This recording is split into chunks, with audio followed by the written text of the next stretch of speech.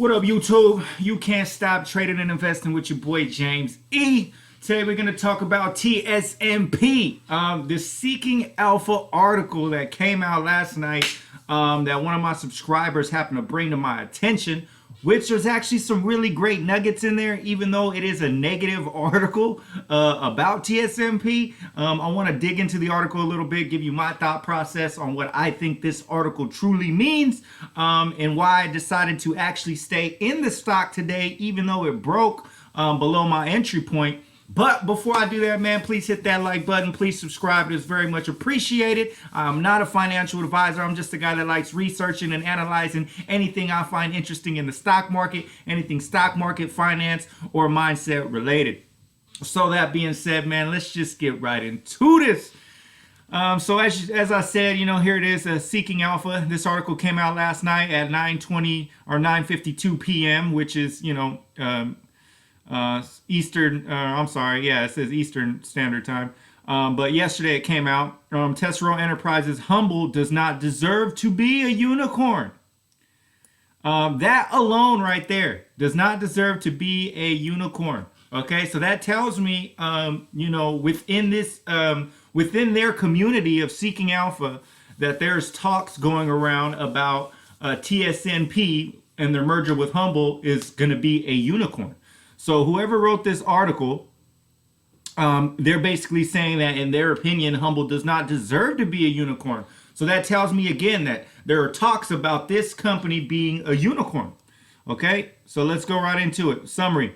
Tesseros is merging with mobile payment startup Humble in a reverse takeover transaction, and the merged entity is now valued over $1 billion. Over $1 billion, man. So just to put that in perspective, if they're saying that this merger entity is now valued over $1 billion, well, the current market cap as of today, as I looked into it, boom, right here, market cap, a little under $700 million. So if we're at a company that's worth over just a little under $700 million, but once obviously this deal is already completed, and I believe once they actually change the ticker symbol to their Humble symbol that they want to use, we might get a nice little boost, guys, over $1 billion market cap. So, put that in perspective. If we're talking over $1 billion, what is that? 1.1, 1.2. Well, if we're at 700 million right now, we're 300 million short of $1 billion. So, 300, 400, 500 million, that could potentially double, get close to double the evaluation. However, Humble is a small company and its app isn't even in the beta phase yet. Also, several other US companies use the Humble brand, which might become an issue. Tessero and Humble are focusing on Mexico, but there are several established local mobile payment startups, and I don't see how the company can challenge them. So basically, they're just hating on them, but there's a lot of nuggets in here, as we see about there being a unicorn in the title alone, which means there's talks about this thing potentially being a big one. And then also the evaluation is valued almost double of what the evaluation in the market cap is today. The business of Tessero and the terms of the merger. Tessero is a small company which offers floors and wall covering materials. It was listed on the OTC in 2003, but hasn't accomplished much since then. The firm is profitable, which can't be said for many companies on the OTC, but I find its financials unimpressive. Okay, which is just another good thing. So there we go. Okay, but I find its financials unimpressive, but the firm is profitable. I mean, and exactly, which you can't say for many companies on the OTC. So obviously, even though their numbers really aren't that impressive, I mean, for me personally, you're still seeing year over year growth, as you see right here. 32, because you got to remember, these are in millions. So 32 million to 35 million to 38 million. Their sales, 116 million to 179 million to 113 million. Obviously, we all know in 2020. Coronavirus played a huge part on a lot of companies and them losing revenue. So 2020 doesn't really matter. This number matters to me. So the company knows how to grow. Whoever's in charge of this company, they know how to grow. And it's showing year over year that they know how to grow. And even though their numbers were down in sales, their gross profit was still more than the last 2 previous years. So growth year over year. So, even though they don't seem these numbers to be that impressive, to me, they're still a growing company. It has assets 40 million to 103 million to 141 million. It's numbers like that that actually solidify a company for me, even though you may not find them that impressive. If I'm seeing growth year over year in any company, obviously they're doing something right. The merger with Humber. Under the deal, Humber shareholders will receive preferred shares of Tesoro, with the latter will change its name to Humble Inc. and move to Delaware. Also, outgoing Tesoro president Henry Butcher transferred a significant number of shares to the new CEO and president Brian Foote. On November 13, Tesoro said it would retire 551 million shares that Foote surrendered without consideration. So, that is big too. Brian Foote, the CEO and the president, would retire over 500,000 shares that he surrendered without consideration, meaning that he don't need it. You know what I'm saying? It's no big deal because he believes in this company.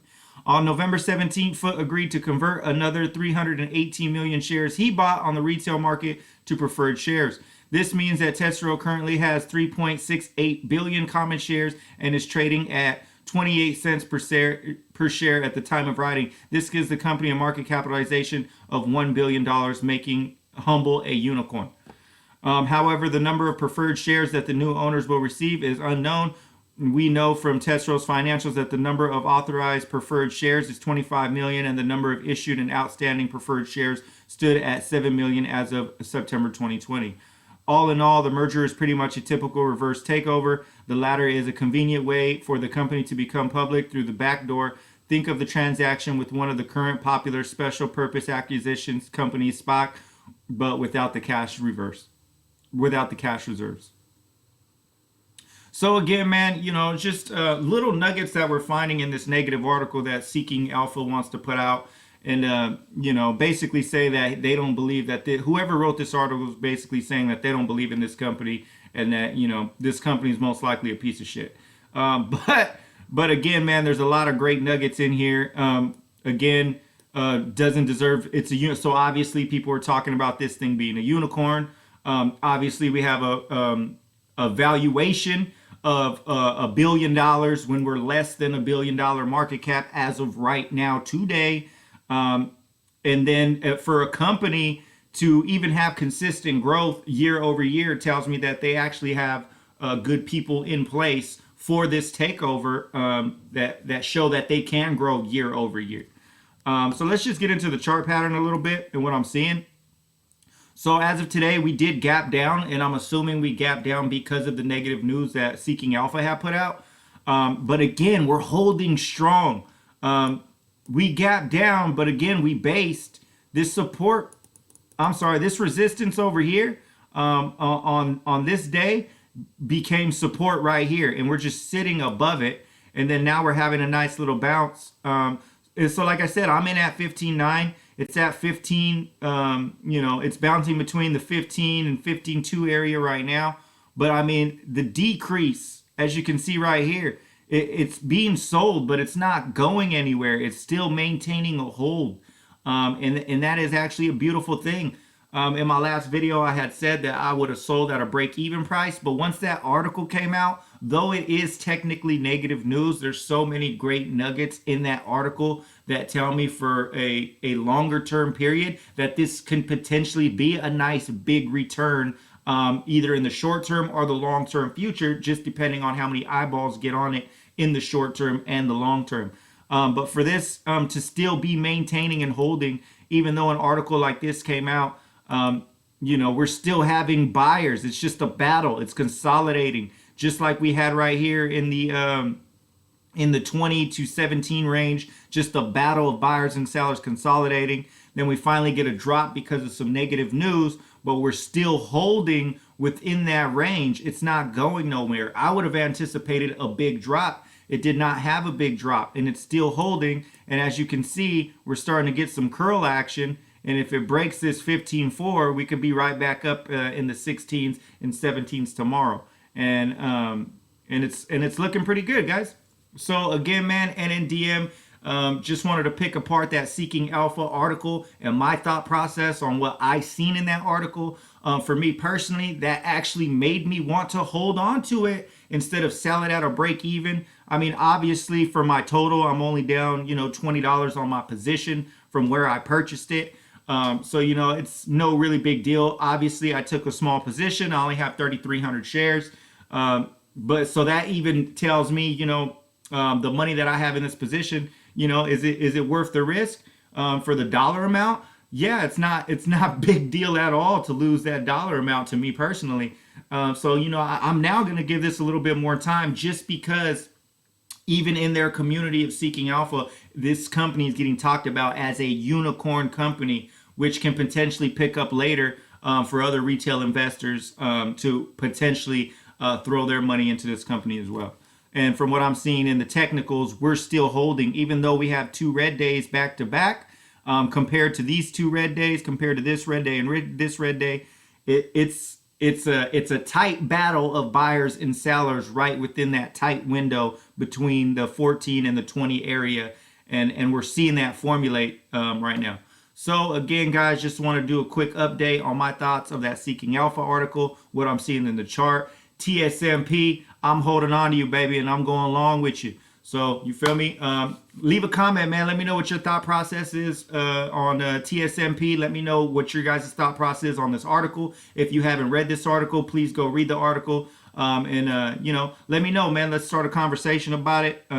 And whoever leaves a comment, I'll be sure to respond as soon as possible. Again, if you got this far, please hit that like button. Please subscribe. It is very much appreciated. You Can't Stop Mafia is a mindset movement, meaning never stop yourself, never stop your progress, never stop your education, especially in finance. Having multiple streams of income is an amazing thing, and the stock market is a place where you can do that. So TSMP, still bullish on it. I'm holding my shares. This article just solidified me, giving little golden nuggets in a negative aspect, in a negative sense. But I'm loving it, man. It's actually something that I find very interesting, and it made me actually want to hold on to this longer. So that's going to be it on TSMP for today, guys. Till next time, peace.